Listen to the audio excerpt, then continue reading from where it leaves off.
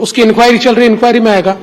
लेकिन मैं ऐसा मानता हूं कि अगर पुलिस पर कोई हमला करता है, पुलिस भी घायल हुई है, अगर ये कोई ऐसा वैसा एनकाउंटर तो पुलिस तो घायल नहीं होती, तो पुलिस के ऊपर जैसे हमला हुआ तो पुलिस तो देख नहीं सकती है। जब हमला होता है, आपके ऊपर कोई गोली चला रहा है और आप उसको कानूनन बताओगे कि नहीं नहीं कानून में आप गलत कर रहे हो, ऐसा तो नहीं होता। तो पुलिस ने सामने से गोली चलाई और गोली चलाने के बाद उसकी वहां मृत्यु हुई। इसके बाद मुझे ऐसा लगता है कि एक सोशल मीडिया कम्युनिटी में एक स्टॉर्म आया। देखिए, सोशल मीडिया एक इस प्रकार का माध्यम है जो आपको कभी ठोक देता है, कभी आपको सिर पे ले लेता है, वो आपके कंट्रोल में नहीं है, it is not under your control. तो इसमें किसी ने बदला पूरा लिख दिया, किसी ने पोस्टर चला दिया, किसी ने हमारे मुख्यमंत्री जी का पोस्टर चलाया, किसी ने हमारा पोस्टर चला दिया। लेकिन मैं I would say on record कि इस प्रकार की घटनाएं जो होती है, इसका महिमा मंडन करना ठीक नहीं है। तो पर कोर्ट ने जो टिप्पणी की है उसको आप क्या कहेंगे? Court has come down little. मैं इसलिए पूछ रहा हूं कि आप उप मुख्यमंत्री भी हैं और गृह मंत्री भी हैं महाराष्ट्र। देखिए, कोर्ट अपना काम करता है और कुल मिलाकर ऑन फर्स्ट डेट कोर्ट ने ये टिप्पणियां की है। Nothing has come before the court, court के सामने कोई मटेरियल नहीं है। तो जब कोर्ट आगे में सारा मटेरियल कोर्ट के सामने जाएगा, सो इसको देखिए, एक बात होती है कि कोर्ट प्रश्न पूछता है, उस प्रश्न में से खबर बनती है, लेकिन वो कोर्ट का ऑब्जर्वेशन नहीं होता है। कोर्ट का ऑब्जर्वेशन जो पेन डाउन होता है, जो एक कागज पर लिखा होता है, दैट इज ऑब्जर्वेशन। ये कोई ऑब्जर्वेशन नहीं होता। और मुझे ऐसा लगता है कि कोर्ट जब मांगेगा, जिस समय कोर्ट इसके बारे में इंक्वायरी रिपोर्ट मांगेगा, हम देंगे कोर्ट को।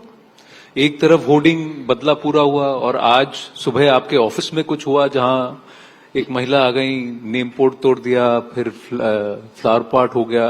एवरीबडी इज वंडरिंग कि होम मिनिस्टर के यहाँ सिक्योरिटी ब्रीच कैसे हो गया? नहीं, कोई सिक्योरिटी ब्रीच नहीं है। वैसे कभी कभी मुझे ऐसा लगता है कि कुछ घटनाएं ऐसी होती है कि जिसके लिए कानून भी बहुत कुछ नहीं कर सकता। अब ये जो महिला है, ये मेंटली डिस्टर्ब है और इससे पहले भी इसने कई लोगों पर हमला किया हुआ है। फिर इसको पकड़ा था, फिर कोर्ट ने इसको इसलिए छोड़ा कि शी इज मेंटली अनस्टेबल, वो उसके दिमाग पर असर हुआ है। अब कई कहानियां जो तफ्तीश में सामने आई, उसमें एक बड़ी मजेदार कहानी है। अब बताओ कि नहीं बताओ, लेकिन बता ही देता हूं, लोगों का थोड़ा एंटरटेनमेंट भी हो जाएगा। तो ये महिला बार बार लोगों के यहाँ घूमती है, कहते हैं कि सलमान खान से शादी करनी है और उसका नंबर मुझे चाहिए। तो हमारे आशीष शेलार जी को मेरे भी ऑफिस में आकर मांगा और वो सलमान खान के घर के सामने महिला बैठती थी।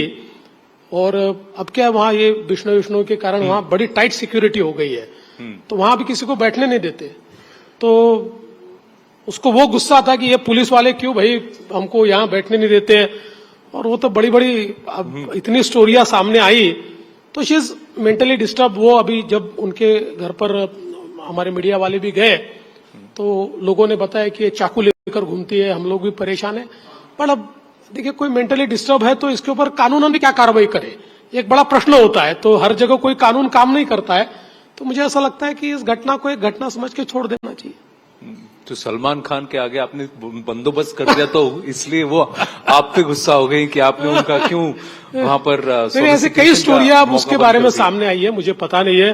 पुलिस ने कुछ स्टोरियां बताई, लोगों ने बताई, कई स्टोरियां सामने आई है। तो मैं ऐसा मानता हूं कि मतलब इस घटना को एक घटना समझकर छोड़ देना चाहिए, क्योंकि जो मेंटली इतने डिस्टर्ब है उसको इलाज की आवश्यकता है, उसको इलाज देना चाहिए। चलिए, महिला की बात आपने सुलझा दी। ये जो डिस्टर्बेंस वर्ड है, इसको आगे लेकर चलते हैं। मेंटली डिस्टर्बेंस, सिर्फ डिस्टर्बेंस वर्ड जो है, जो लोकसभा के नतीजे आए थे देवेंद्र फडणवीस जी, वो दिखा रहे थे इस तरफ इशारा कि इस महायुति में कुछ डिस्टर्बेंस है। नहीं, मैं ऐसा नहीं मानता हूं। देखिए, लोकसभा के आप अगर रिजल्ट्स को एनालाइज करेंगे तो लोकसभा में जो हम लोग महायुति थे, वो महाविकास आघाड़ी थे। तो महाविकास आघाड़ी को 43.9% है और हमको 43.6% है। केवल मात्र 0.3% का अंतर हम दोनों में है। और जहां तक बीजेपी का सवाल है, तो बीजेपी 12 सीटें ये 3% के अंदर हारी है। 4000 से आ रही है, 6000 से आ रही है, 12000 से आ रही है, 16000 से आ रही है। इस प्रकार से हम लोग, और जो सीटें हम जीते वो हम लाखों से जीते, एक सीट छोड़कर हम लाखों से जीते। तो कुल मिलाकर एक जो फेक नैरेटिव यहां तैयार हुआ था कि भाई भारतीय जनता पार्टी आएगी तो संविधान बदलेगी और आरक्षण को रद्द कर देगी, तो कहीं ना कहीं हम लोगों का जजमेंट इसमें कम पड़ा। हम लोग मानते थे कि लोग इस पर बिलीव नहीं करेंगे, लेकिन वो परकोलेट हो पाया। और दूसरा, इस शब्द को शायद कोई ऑब्जेक्ट भी कर सकता है, लेकिन एक महाराष्ट्र में हमको वोट जिहाद भी देखने को मिला। मैं आपको एक उदाहरण बताता हूं कि जो धुलिया की सीट है, धुले, इस धुले सीट पर हमारे यहाँ एक लोकसभा में 6 असेंबली होती है जी। 6 में से 5 असेंबली में हम लोग आगे हैं, और कितना 1,90,000 से हम आगे हैं। और मालेगांव मध्य, ये एक सीट पर हम लोग 1,94,000 से पीछे गए और 4,000 से सीट हारे। वहां तो हम हमेशा ही पीछे जाते हैं, लेकिन जिस प्रकार का एक रिवेंजफुल वोटिंग हमको वहां देखने को मिला, तो एक जो नैरेटिव बनाया जा रहा था, एक माइनॉरिटीज में एक डर पैदा किया जा रहा था, तो मुझे लगता है कहीं ना कहीं हम लोगों ने उसको अंडरमाइन किया। मतलब हम लोगों को लगा नहीं कि इस प्रकार से डर पैदा होकर माइनॉरिटीज एकत्रित आकर एक रिवेंज वोटिंग करेंगे। तो इसके कारण एक 0.3% का जो फर्क पड़ा, लेकिन उसका सीट्स में बहुत बड़ा अंतर पड़ा है। लेकिन अब उसके बाद हम लोगों ने निश्चित रूप से अच्छी तैयारी की है, और मुझे लगता है कि आज अगर आप ग्राउंड पर जाएंगे तो आज ग्राउंड का नैरेटिव हमारे साथ है। ये जो नैरेटिव था, ये फेक नैरेटिव था, ये आज मैं ऐसा मानता हूं कि हमारे SC/ST समाज में भी पता लगा है, लोगों को, माइनॉरिटीज के भी ध्यान में आ रहा है कि जिस प्रकार का पोलराइजेशन अपना किया गया, ये स्वार्थ के साथ किया गया है। तो this narrative has gone down, और अब धीरे धीरे हमारी स्कीम्स के कारण, हमने जिस प्रकार से काम किया है, जिस प्रकार से परिवर्तन हुआ है, ये सारी चीजें लोग देख रहे हैं। अब हम मुंबई में बैठे हैं तो मुंबई की बात देख लीजिए, मुंबई का कोस्टल रोड देख लीजिए, अटल सेतु देख लीजिए, मेट्रोज देख लीजिए, या आप गांव में चले जाइए तो वहां का किया हुआ काम देख लीजिए, या हमारी जो अलग अलग योजनाएं उनको देख लीजिए। तो उसके कारण मैं ऐसा मानता हूं कि नैरेटिव अब बिल्कुल हमारे So you agree that you undermined the narrative of the opposition of this संविधान बदल देंगे impact, और 4 vote blocks, I don't personally like to talk about it, but that's what is the conversation कि मुस्लिम, आदिवासी, दलित और मराठा, ये 4 ब्लॉक्स में अगर BJP को कहीं पे भी सेंगमारी होती है, और खासकर इन 4 ब्लॉक्स में, it's going to hurt your cause. Is that true और फॉल्स? नहीं, पहली चीज ये है कि मैं ये बात को बिल्कुल मान्य कर रहा हूं कि हमने इसको अंडरमाइन किया, क्योंकि ये नैरेटिव 2014 में भी चलाने की कोशिश हुई, 19 में भी चलाने की कोशिश हुई, ये दोनों समय ये चला नहीं। तो हम लोग ये मानते थे कि बार बार ये वही चीज बोलते हैं, तो इस बार क्यों लोग बिलीव करेंगे। लेकिन मुझे ऐसा लगता है कि शायद उसको जितना इफेक्टिवली हमने जवाब देना चाहिए था, हमने नहीं दिया। और जहां तक मराठा का सवाल है, तो कुछ मैं ऐसा मानता हूं कि मराठवाड़ा में हमारा नुकसान हुआ है उसके कारण, लेकिन ओवरऑल मराठा वोट हमारे साथ रहा है। अगर मराठा वोट हमारे साथ नहीं रहता तो हम 43.6% पर कैसे पहुंच ही नहीं सकते थे। तो और आप जैसे कई संस्थाओं ने पोस्ट पोल किया है, उस पोस्ट पोल में आप देखोगे तो अराउंड 43 to 46% मराठा हमारे साथ रहा है। तो मुझे ऐसा लगता है कि मराठा वोट हमारा कहीं टूटा नहीं है, लेकिन निश्चित रूप से हमारे SC और ST वोट में इस बार वो सेंध लगा पाए, लेकिन ये विधानसभा में हम नहीं लगने देंगे। आप ये कह रहे हैं कॉन्फिडेंटली कि नहीं लगने देंगे। कई लोगों का ये सेंटिमेंटली भी ये कहा जाता है कि बीजेपी की वजह से महाराष्ट्र में आज 6 पार्टियां हैं। BJP is instrumental in splitting the Shiv Sena, it's also instrumental in splitting the NCP. तो one, there is this whole affiliation to Pawar saheb, and because he is a tall leader of Maharashtra, cutting across political spectrum. आप vote दे ना दे, आप उनकी इज्जत करते हैं, रिस्पेक्ट करते हैं, तो आपने उनको हर्ट किया।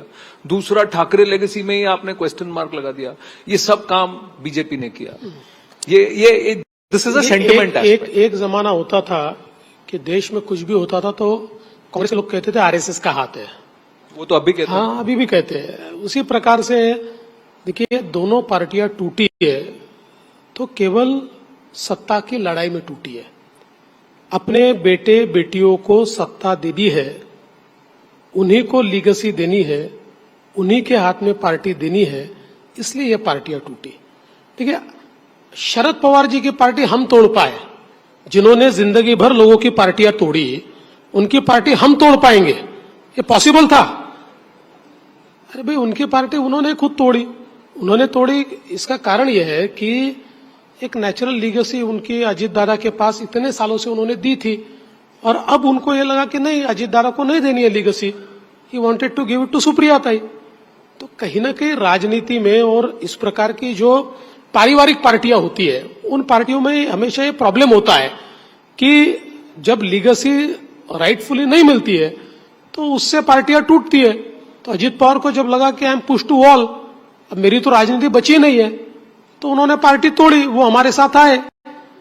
और ऐसे ही शिवसेना में जिस समय एकनाथ शिंदे जी को ध्यान में आया कि भाई सारा कॉम्प्रोमाइज जो चल रहा है, वो कॉम्प्रोमाइज तो आदित्य जी के लिए चल रहा है, उनको तो उद्धव जी को, आदित्य जी को ही पार्टी सौंपनी है, और पार्टी सौंपने में भी उनको प्रॉब्लम नहीं था। लेकिन चूंकि शिंदे जी का कद बढ़ रहा था, ऐसे समय उनका कद काट काट कर इस पार्टी को सौंपने का जो प्रयास चल रहा था।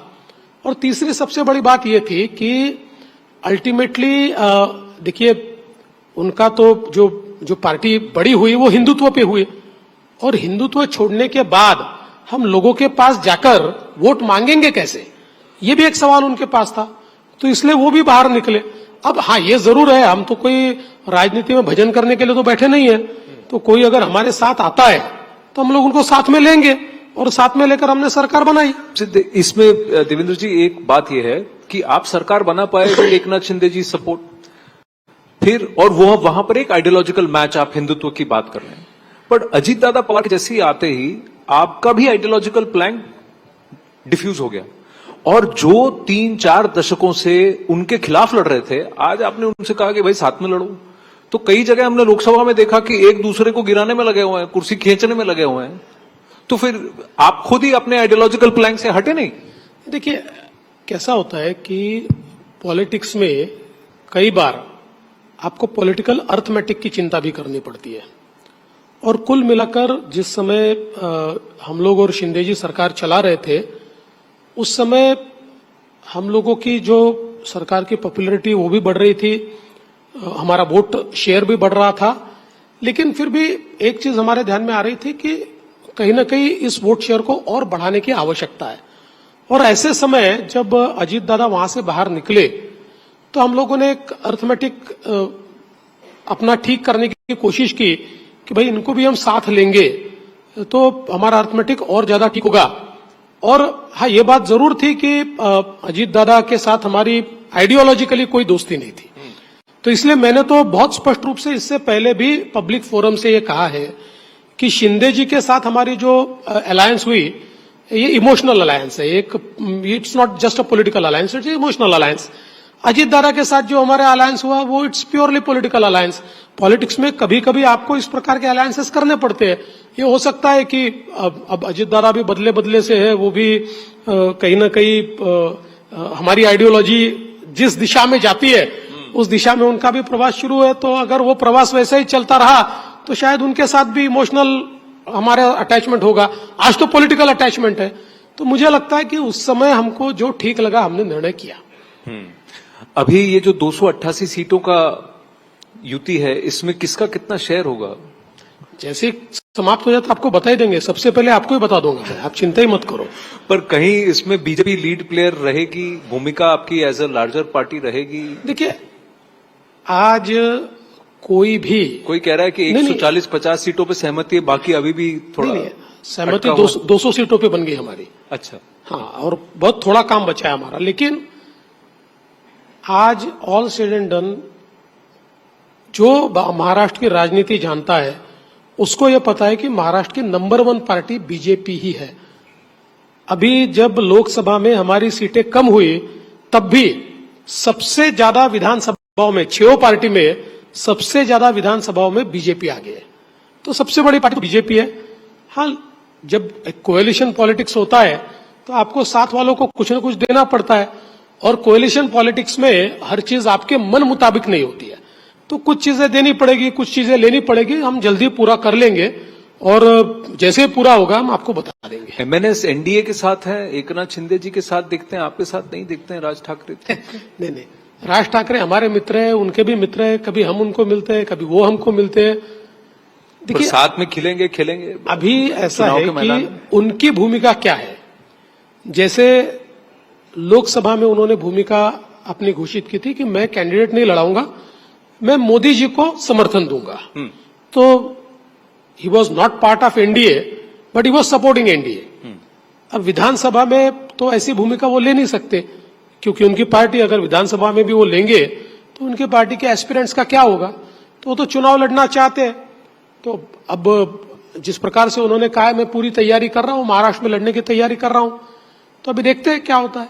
आपके साथ लड़ेंगे, आपके विरुद्ध नहीं लड़ेंगे? भाई हमारे साथ कैसे लड़ेंगे। महाराष्ट्र में अगर उनको लड़ना है, पूरे महाराष्ट्र में कम सीटों पर लड़ना है तो शायद हमारे साथ लड़ ले, लेकिन पूरे महाराष्ट्र में लड़ना है तो उनको अपने बलबूते पर लड़ना पड़ेगा। हाँ मैं ये बात जरूर कह सकता हूं कि आज राज ठाकरे जी के साथ आइडियोलॉजिकल डिफरेंस हमारा ज्यादा रहा नहीं है।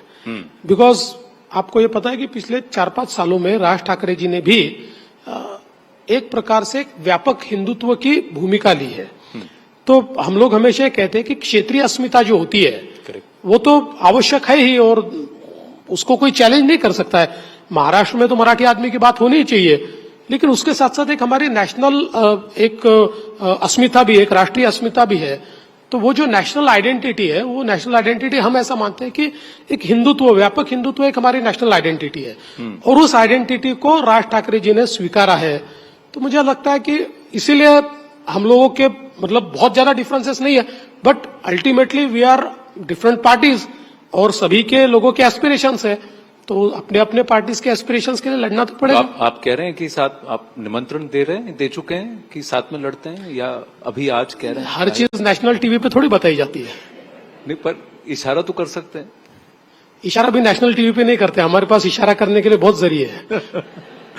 अच्छा, समय अल्प है तो दो विषय लार्जर विषय हैं। एक ये तिरुपति को लेकर जो विषय हुआ, कुछ यहां पर भी महाराष्ट्र में सिद्धिविनायक मंदिर को लेकर आया, हालांकि मंदिर ने खंडन किया कि ये यहाँ के था ही नहीं प्रसाद, बट इसको लेकर के एक बड़ी चर्चा ये आई है कि स्टेट कंट्रोल ऑन टेम्पल्स और आस्था को कैसे प्रोटेक्ट किया जाए, कहां पर इसको पॉलिटिसाइज होने से रोका जाए, कहां पे अंकुश लगा जाए। आपका थॉट प्रोसेस क्या है? देखिए, मूल रूप से we are against state control. Temples पर स्टेट कंट्रोल होना नहीं चाहिए। टेम्पल्स जो है, हमारे मंदिर जो है, ये समाज ने तैयार की हुई व्यवस्था है, आस्था के ये केंद्र है और आस्था के साथ समाज ने ही उसको चलाना चाहिए। स्टेट का काम इतना ही है कि ये किस प्रकार से चले, इसके रेगुलेशंस कुछ स्टेट तैयार करे, ताकि अगर कोई गलत लोगों के हाथ में वो चला जाए और वो उसका गलत ढंग से इस्तेमाल करे तो उनके ऊपर एक्शन लेने के लिए, कार्रवाई करने के लिए कोई ना कोई जरिया रहे। हाँ, ये बात अलग है कि महाराष्ट्र में भी जो प्रमुख कुछ मंदिर है, जैसे शिरडी का मंदिर है, सिद्धिविनायक का मंदिर है, पंढरपुर का मंदिर है, ये स्टेट एक्ट के तहत ये मंदिर हम लोग चला रहे हैं। तो कहीं ना कहीं कभी कभी जब कारोबार बहुत बड़ा हो जाता है तो ऐसे समय, जैसे तिरुपति का मंदिर है, कारोबार इतना बड़ा है तो ऐसे समय उसको बहुत प्रोफेशनली चलाना पड़ता है। अदरवाइज उसमें मिसमैनेजमेंट होने का भी एक गंभीर परिणाम होने का भी की आशंका होती है, क्योंकि जब लाखों लोग आएंगे और आप उसको मैनेज ही नहीं करोगे तो एक प्रकार से दुर्घटना भी हो सकती है। तो इसलिए मैं ऐसा मानता हूं कि एक अपवाद के रूप में सरकार इसको चलाए तो इसको हम मान सकते हैं, लेकिन मूल रूप से मेरा अपना मानना है कि ये समाज का काम है, ये सरकार का काम नहीं है। क्या क्वेश्चन ये है कि एडमिनिस्ट्रेशन और आगमास यानी कि मंदिर की विधि, जिस तरह से दोनों को सेपरेट रखना चाहिए। आपको दुख हुआ जब पता लगा कि लड्डू में शायद मिलावट हो सकती है, घी में अडल्ट्रेटेड हो सकता है जो प्रसाद जो चढ़ाया जाता है? नहीं, बिल्कुल दुख हुआ। देखिए, ये आस्था की बात है। लाखों लोग, करोड़ों लोग वहां जाते हैं और जाते समय हम लोग जब प्रसाद ग्रहण करते हैं तो प्रसाद में हमको प्योरिटी मिलती है, हमको ये लगता है कि भगवान का प्रसाद है। देखिए, जो आस्थावान व्यक्ति होता है ना, वो ये मानता है कि भगवान ने दिया हुआ प्रसाद है, ये अनएडल्ट्रेटेड प्रसाद हमको मिला है। देखिए, उसका टेस्ट क्या होता है, नहीं, उसकी अनुभूति ये होती है कि आदमी को एक अनुभूति मिलती है, एक प्रसन्नता मिलती है कि मैंने तिरुपति के प्रसाद को ग्रहण किया। और जब अचानक आपको ये पता चले कि नहीं भाई, इसमें तो एनिमल फैट मिलाया गया था, इसको तो इस प्रकार से प्रोहिबिटेड चीजें इसमें मिलाई गई थी, तो इससे आस्था को धक्का पहुंचता है। तो मुझे लगता है कि इस प्रकार से किसी की आस्था के साथ खेलना ये बहुत गलत बात है। ये आस्था को लेकर ही और इसको प्रोटेक्ट करने के विषय में ही नोटिफिकेशंस की बात आई है उत्तर प्रदेश में। अब हिमाचल सरकार भी कह रही है कि वेंडर्स का वेरिफिकेशन, ईटरीज पे नेम बोर्ड डिस्प्ले, और ताकि और एक फूड सेफ्टी, सीसीटीवीज लगाइए, एक प्रोसेस फॉलो कीजिए। As home minister of Maharashtra, as a leader, as deputy chief minister, आपका क्या थॉट प्रोसेस है? ये होना चाहिए, नहीं होना चाहिए? देखिए, मैं ऐसा मानता हूं कि कंज्यूमर के प्रोटेक्शन के लिए अगर कोई निर्णय होता है तो उस निर्णय को गलत नहीं माना जाना चाहिए। उस निर्णय के पीछे कोई अलग मोटिव लगाना, उसमें कोई अलग मंशा दर्शाना, ये सही नहीं है। कंज्यूमर का प्रोटेक्शन करने के लिए अगर कोई निर्णय कोई राज्य लेता है तो मुझे लगता है कि वो जरूरी भी है। कंज्यूमर को प्रोटेक्ट करना बहुत जरूरी है। देखिए, एक जमाना था कि हमारे यहाँ पैकेजिंग किसी भी प्रकार से होता था, इंग्रेडिएंट्स के बारे में हमको पता नहीं होता था, वेट के बारे में पता नहीं होता था, मैक्सिमम सेलिंग प्राइस क्या है वो हमको पता नहीं होती थी, तो कंज्यूमर एक्सप्लॉइट होता था। अब ये सारे नियम हमने डाल दिए तो कंज्यूमर का एक्सप्लॉइटेशन बंद हो गया। तो इसी प्रकार से अगर अलग अलग राज्यों में कुछ ऐसे निर्णय लिए जाते हैं कि जिससे कंज्यूमर को प्रोटेक्ट किया जाता है, उसकी आस्था को प्रोटेक्ट किया जाता है, उसके एक प्रकार से खान पान के जो उसकी आदत है उसको प्रोटेक्ट किया जाता है, तो मुझे लगता है कि इसको गलत नहीं मानना चाहिए। पर महाराष्ट्र के कुछ फैंस जो हैं, कंज्यूमर्स भी हैं, वो कोल्ड प्ले की टिकट्स को लेकर थोड़ा अपसेट हैं। देखिए, कोल्ड प्ले एक ऐसा इवेंट है जो एक साथ 5 स्टेडियम में चल जाए तो भी मुझे ऐसा लगता है कि टिकट का तो प्रॉब्लम होगा ही। और एक गृह मंत्री के तौर पर कई चैलेंजेस मेरे सामने से, उसमें से एक चैलेंज ये है कि कई लोगों को लगता है कि गृह मंत्री को कोल्ड प्ले के टिकट्स मिलते हैं तो अच्छा हुआ नेशनल चैनल पे मैं हूं, तो मैं बोल देता हूं मेरा कोई इससे संबंध नहीं है, मुझे कोई टिकट इसका मिलता नहीं है, प्लीज मेरे पीछे टिकट के लिए मत लगिए। Ladies and gentlemen, Devendra Fadnavis, candid as ever, honest as ever. Lovely speaking with you, Thank sir. you. Thank you so much.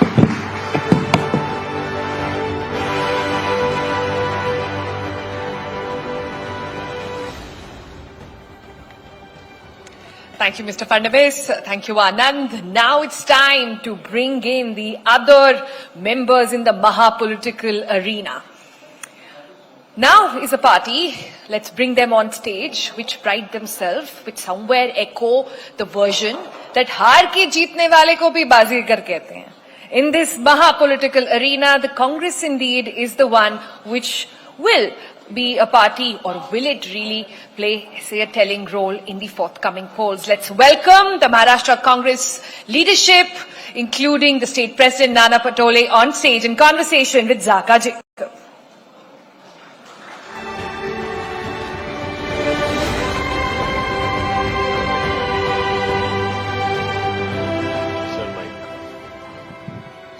Nana Patole जी, बहुत बहुत धन्यवाद हमारे साथ जुड़ने के लिए CNN न्यूज 18 टाउन हॉल में।